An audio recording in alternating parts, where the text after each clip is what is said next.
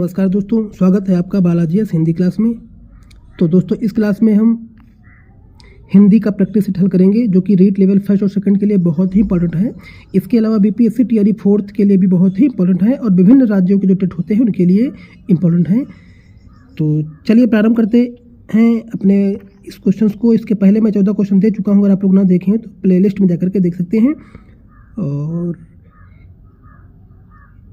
इसके अलावा बहुत सारे प्रैक्टिस सेट हिंदी के मैं दे चुका हूँ। अगर आप लोग सारे प्रैक्टिस को देख लेंगे तो निश्चय ही आपको बीपीएससी टीआरई फोर्थ में और रीट लेवल फर्स्ट और सेकंड के लिए बहुत ही लाभदायक हैं। तो चलिए पहला क्वेश्चन है, हिंदी पत्रिका का संपादन किसने किया था? तो यहाँ हिंदी प्रदीप की बात की जा रही, तो इन्होंने बालकृष्ण भट्ट ने इसका संपादन किया था जो कि 1877 ईस्वी में इसका किया था। ऑप्शन नंबर बी दोस्तों सही हो जाएगा। चलिए अगला क्वेश्चन है, निम्नलिखित में से शुद्ध वर्तनी वाला शब्द कौन सा है? तो इसमें शुद्ध वर्तनी जो होती है वो दोस्तों होती है आपका अंतर्राष्ट्रीय। बी वाला ऑप्शन दोस्तों ऐसे अंतर्राष्ट्रीय लिखा जाता है जो कि ऑप्शन नंबर दोस्तों आपका बी सही हो जाएगा। अगला क्वेश्चन है, आगे कुआं पीछे खाई का अर्थ क्या होता है? इसका मतलब क्या होता है दोस्तों? चारों तरफ जल ही जल होना, या रास्ते का बंद होना, या दोनों ओर मुसीबत होना, या बीच से निकल भाग जाना। तो आगे कुआं पीछे खाई का जो मतलब होता है वो होता है दोनों ओर मुसीबत, चारों ओर मुसीबत या दोनों ओर मुसीबत। तो ऑप्शन नंबर सी दोस्तों सही हो जाएगा। अगला है, रामचरितमानस की भाषा क्या थी? अवधी, ब्रज, खड़ी बोली या भोजपुरी? तो गेस करिए दोस्तों। तो रामचरितमानस की जो भाषा थी वो दोस्तों अवधी भाषा थी, जो कि ऑप्शन नंबर ए दोस्तों सही हो जाएगा। यह आपका लोकप्रिय महाकाव्य है और राम कथा पर आधारित है, जिसकी रचना काशी में चित्रकूट और अयोध्या में हुई थी। इनकी रचना संवत 1631 ईस्वी में दोस्तों 31 ईस्वी में तुलसीदास ने की थी।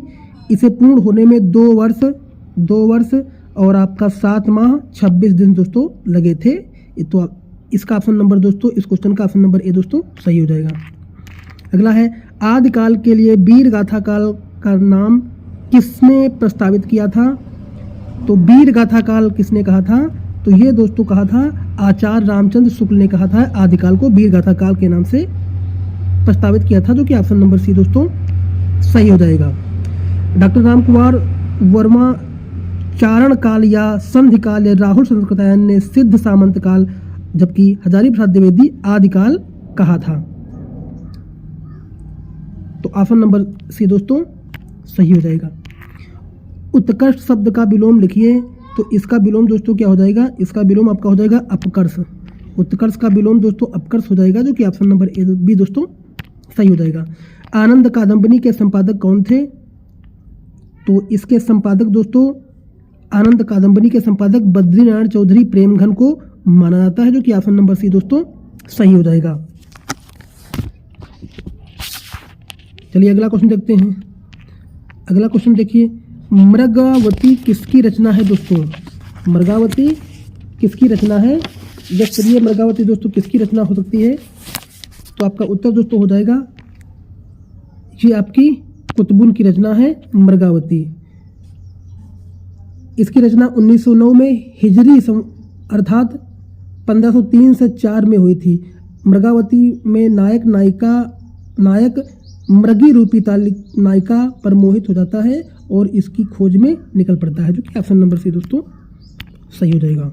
अगला है, जो वाणी द्वारा व्यक्त न किया जा सके वो क्या है? तो ये दोस्तों आपका हो जाएगा अनिर्वचनीय। जो वाणी द्वारा व्यक्त नहीं किया जाता है वो अनिर्वचनीय दोस्तों हो जाता है, जो ऑप्शन नंबर सी दोस्तों सही हो जाएगा। आचरण की सभ्यता किसका संबंध है? तो आचरण की सभ्यता किसका संबंध नहीं, सॉरी निबंध है दोस्तों, निबंध। तो दोस्तों ये आपका हो जाएगा सरदार पूर्ण सिंह का निबंध है आचरण की सभ्यता, जो कि ऑप्शन नंबर आपका बी सही हो जाएगा। अगला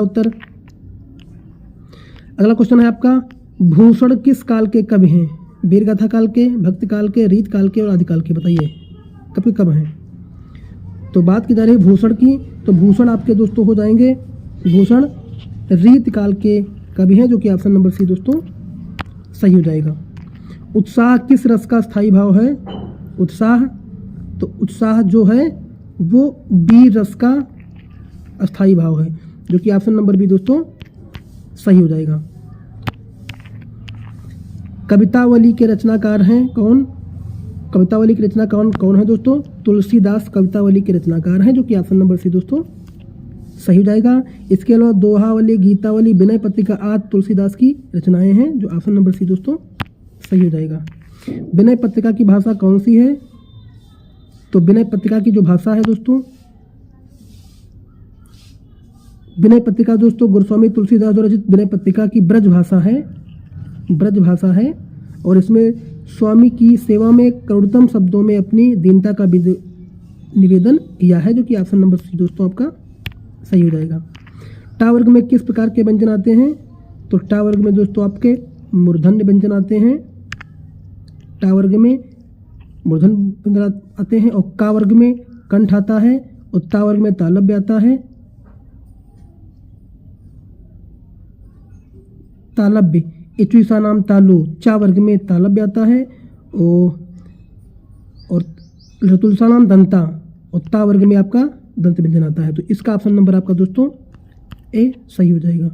आप ये आपका ऑप्शन नंबर सी दोस्तों सही हो जाएगा, क्योंकि मूर्धन्य में टा वर्ग, टा, ठा, डा, ढा, अड़ा, ये मूर्धन्य में आते हैं, जो कि ऑप्शन नंबर सी दोस्तों सही हो जाएगा।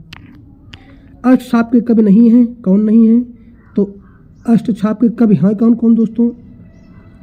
तो जो अष्टछाप के कवियों में गोस्वामी विठलनाथ के 4 शिष्य और गोविंद स्वामी, नंददास, छीता स्वामी और चतुर्भुज दास था। वल्लभाचार्य के 4 शिष्य कौन थे? सूरदास, कुंभन दास और परमानंद दास और कृष्णदास थे। तो इसका ऑप्शन नंबर दोस्तों क्या हो जाएगा? आपका नाभादास नहीं है अष्टछाप के कवि, जो ऑप्शन नंबर ए दोस्तों सही हो जाएगा। तो दोस्तों अगर वीडियो अच्छा लगा हो तो लाइक करिए, कमेंट करिए, चैनल को सब्सक्राइब कर लीजिए। इसके अलावा कई पार्ट मैं दे चुका हूँ, अगर आप लोग ना देखे हों तो प्ले स्टोर जा करके देख सकते हैं। और इसके अलावा आपका CDP के प्रैक्टिस सेट बहुत सारे पड़े हुए हैं, और BPSC जो TRE 4th होने वाला है उसके भी ज्योग्राफी के और बिहार जीके के क्वेश्चंस करवाए हैं। बहुत सारे प्लेलिस्ट बनी हुई है, आप लोग ना देखे हो तो प्लेलिस्ट में जा करके देख सकते हैं। धन्यवाद।